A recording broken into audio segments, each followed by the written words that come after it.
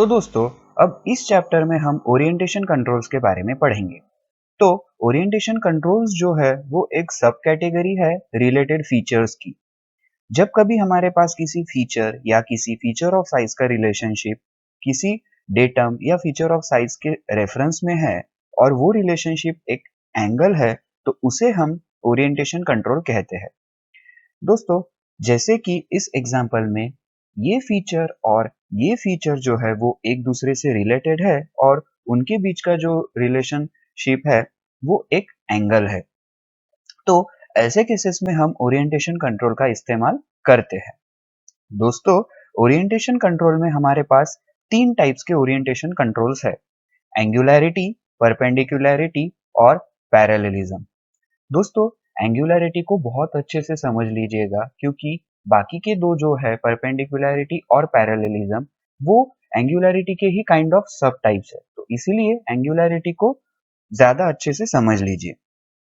तो दोस्तों, अगर किसी दो फीचर्स या फीचर ऑफ साइज के बीच एंगुलर रिलेशनशिप जो है 0 डिग्री, 90 डिग्री, 180 डिग्री या 270 डिग्री के अलावा बाकी सारे एंगल्स है, तो इसे हम एंगुलैरिटी कहते हैं।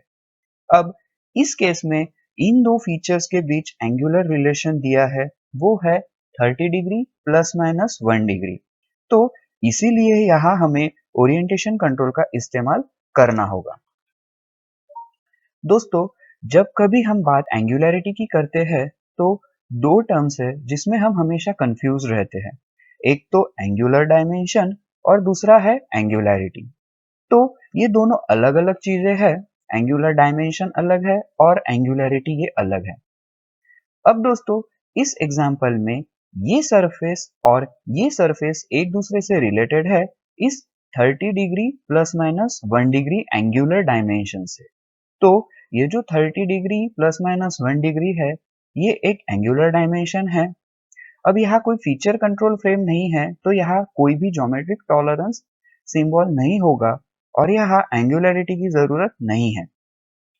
जब कभी हमारे पास ड्राइंग में सिर्फ ऐसे एंगुलर डायमेंशन दिया होता है और एंगुलर टॉलरेंस दिया होता है, तो इसका मतलब ये होता है कि रियलिटी में पार्ट के मैन्युफैक्चरिंग के बाद जब हम मेजर करते हैं, तो हमें एंगल 29 डिग्री से 31 डिग्री के बीच में कुछ भी हो सकता है। ये इस लोअर लिमिट और अपर लिमिट के बीच में कुछ भी हो सकता है। ये या तो एकदम लोअर लिमिट 29 डिग्री पे हो सकता है या एकदम अपर लिमिट 31 डिग्री पे हो सकता है।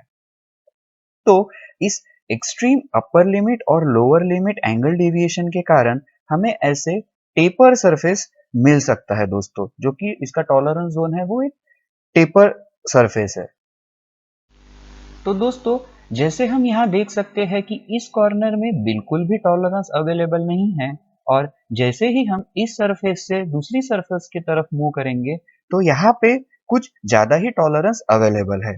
तो ये जो नॉन यूनिफॉर्म टॉलरेंस है, ये एक बहुत ज्यादा बड़ा डिसएडवांटेज है दोस्तों। जैसे हमने कोऑर्डिनेट डायमेंशनिंग में भी देखा था कि नॉन यूनिफॉर्म डायमेंशन माफ कीजिए, नॉन यूनिफॉर्म टॉलरेंस नहीं होना चाहिए। यहाँ बिल्कुल भी टॉलरेंस नहीं है और यहाँ बहुत ज्यादा टॉलरेंस है, लेकिन हमें हमेशा यूनिफॉर्म टॉलरेंस चाहिए होता है। तो अगर हमें यूनिफॉर्म टॉलरेंस चाहिए और इस ज्योमेट्री में और बेहतर कंट्रोल चाहिए, तो एंगुलर डायमेंशन और एंगुलर टॉलरेंस के साथ हमें ज्योमेट्रिक टॉलरेंस भी चाहिए होगा, जो कि ये एंगुलैरिटी होता है। तो दोस्तों, यहाँ ये एक ड्राइंग है जिसमें एंगुलैरिटी को अप्लाई किया हुआ है। तो अब हम वही हमारा 2, 3, 4 GD&T अप्रोच अप्लाई करते हैं और इसे और अच्छे से समझते हैं। अब ये क्या इंडिविजुअल फीचर है या रिलेटेड फीचर है? तो ये एक रिलेटेड फीचर है, क्योंकि यह डेटम से रिलेटेड है, तो ये पक्का रिलेटेड फीचर है। और उनमें रिलेशनशिप जो है वो है एक एंगल जो हमें दिया हुआ है, तो इसलिए हम यहाँ एंगुलरिटी कंट्रोल इस्तेमाल करते हैं।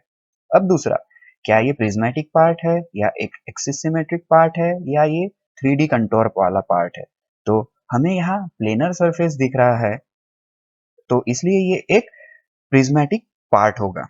और तीसरा, कि हमें क्या कंट्रोल करना है, तो हमें इसका ओरिएंटेशन कंट्रोल करना है और क्योंकि इसका एंगल जो है वो 0 डिग्री, 90 डिग्री, 180 डिग्री, 270 डिग्री के अलावा है, तो इसलिए हमने यहाँ एंगुलैरिटी को अप्लाई किया है।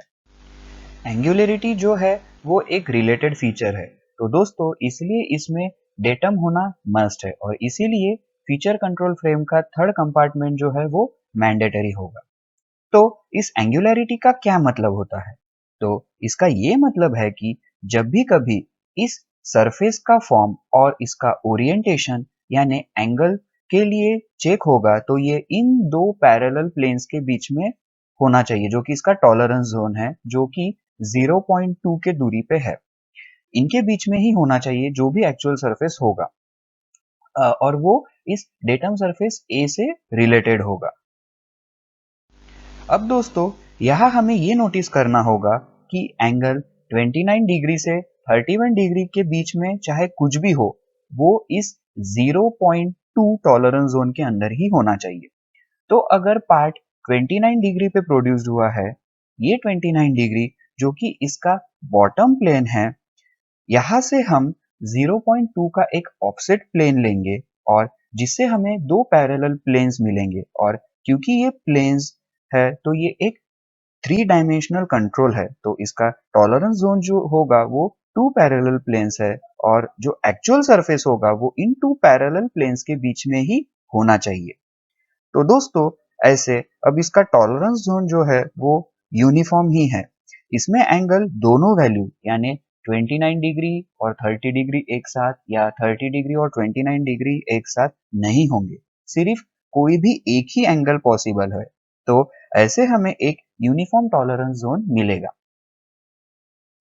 दोस्तों अब यहाँ हमने ये 29 डिग्री एंगल कंट्रोल के साथ साथ हम इसका फ्लैटनेस भी कंट्रोल कर सकते हैं।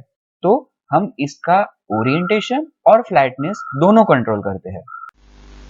दोस्तों अब यहाँ एक और अलग एग्जांपल है। तो दोस्तों पार्ट जो है वो 30 डिग्री पे भी प्रोड्यूस हो सकता है।